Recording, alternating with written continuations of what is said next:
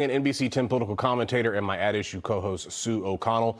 Sue, you're going to be making your formal prediction for tomorrow, coming up tonight at 6. But before we get ahead of ourselves, let's go back, shall we? President Biden's decision to drop out of this race changed everything. Nothing that happens tomorrow would have been able to happen without Biden first making that historic decision. What do you think he'll be thinking of when these results start to come in? I hate to ask you about legacy, but this is going to be part of it.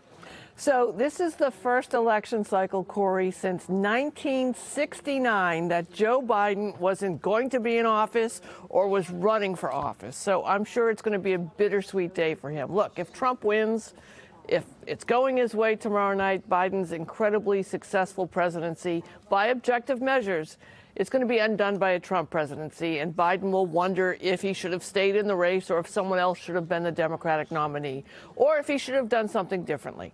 And if Harris is winning and wins, Biden will be remembered beyond his successful 4 years. It will be an endorsement of the platform. It will be hailed, and he'll be hailed as a leader who stepped aside for the country.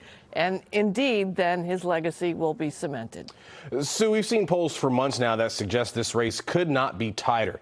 Is the early voter data we're seeing mirror the tight race that the polls have been expecting? Yeah, you know, we can't take a lot away from the early voting numbers, except that early voting is starting to become the standard and the norm in many cases. In the past, it was Democrats who were more likely to vote early, but now Republicans are also casting mail-in ballots or early voting.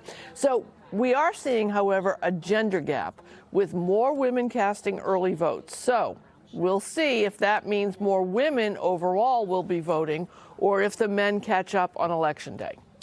Sue, what do you say to the voter out there on either side who says, if my candidate doesn't win tomorrow, the country is lost? We know there are plenty of folks, we know them, who are thinking that at this moment.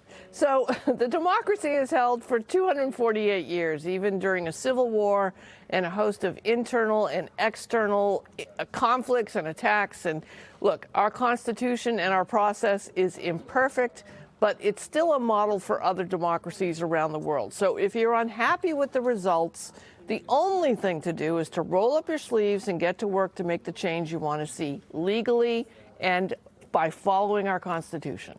All right, Sue, stay in tune for that prediction at 6. She hasn't even told me, so must be something special. Sue, we appreciate it.